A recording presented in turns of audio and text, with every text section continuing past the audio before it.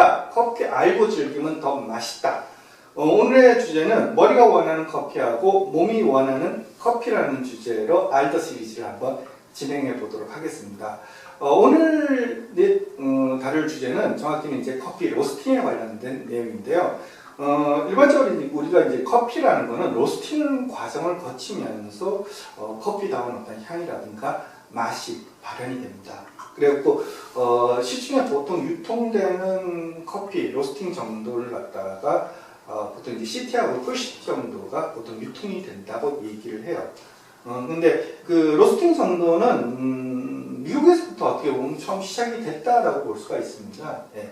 미국 같은 경우에는 대부분 이제 그 오래되지 않은 국가다 보니까는 어떤 표준화라는 어떤 관점에서의 어떤 접근들이 굉장히 많아요. 그리고 미국에서 어떤 사업을 하다든가 회사들이 운영이 될 때 보면은 매뉴얼 작업, 표준화 작업 이런 거에 대해 갖고 미국 어떤 기업이라든가 어떤 국가적으로 굉장히 많이 권장을 합니다. 이제 반면에 이제 유럽 같은 경우에는 옛날부터 어떤 시스템이 안정화되어 있는 시스템이다 보니까는 약간 어떤 우리 일반 청유화 장수라 하죠.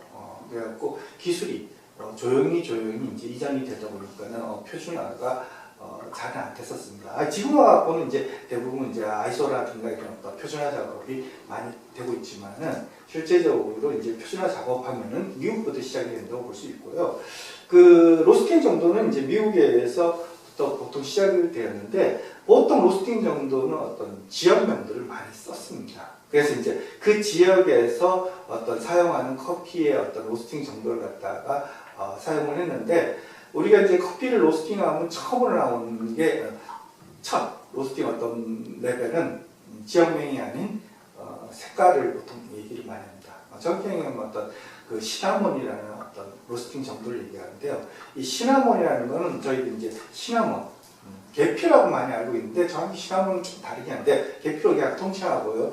계피의 어떤 색깔을 띤 커피를 갖다가 시나몬 정도의 로스팅이라고 그러고 시나몬 정도로 로스팅하는 이유는 커피를 어떤 평가를 하기 위해서 어떤 시나몬 정도로 보통 로스팅 한답니다. 그리고 시나몬을 좀 넘었으면은 이제 그 평가를 넘었으면은 실제적으로 즐기는 커피 중에 이제 뉴 잉글랜드 로스팅이라고 있습니다.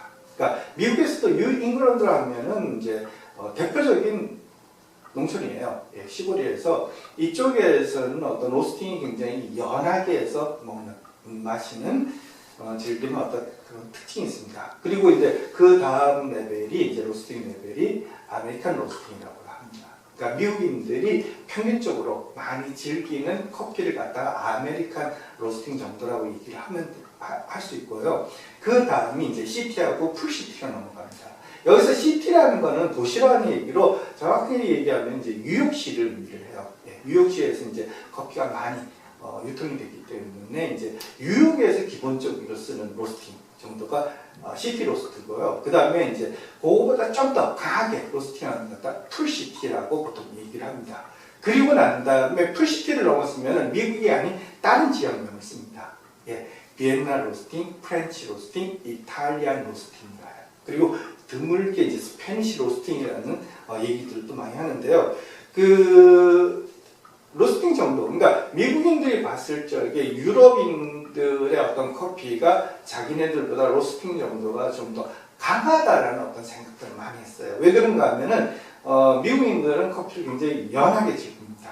근데 이제 유럽인들은 미국인들에 비해서 약간 농도를 진하게 즐겨요. 그러다 보니까는 그 진한 커피를 즐겨 마셔봤을 적에 대부분의 이제 미국인들이 어떤 생각을 하는가 하면 로스팅을 좀 강하게 해서 이렇게 맛이 진하고 강하구나 라는 어떤 착각들을 많이 합니다. 그래서 이제 대표적인 세계 비엔나, 프렌치, 이탈리아 이 세 국가를 봤을 적에 비엔나는 오스트리아죠. 오스트리아 커피하고 프렌치, 프랑스 커피, 그 다음에 이탈리아 커피를 봤을 적에 로스팅 정도는 거기도 실질적으로 로스팅 정도를 지금 따지면은 한 CTA 정도예요.